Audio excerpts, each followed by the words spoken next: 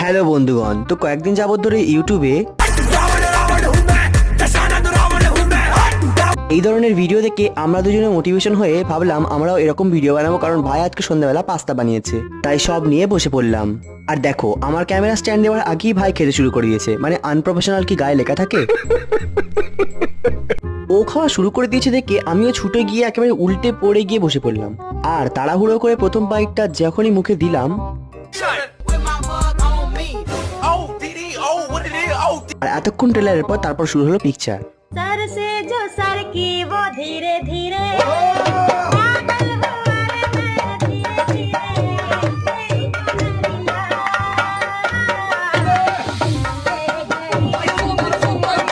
এত পরিশ্রমের ফলস্বরূপ ভাইয়ের কপালে ঘাম দেখা দিল।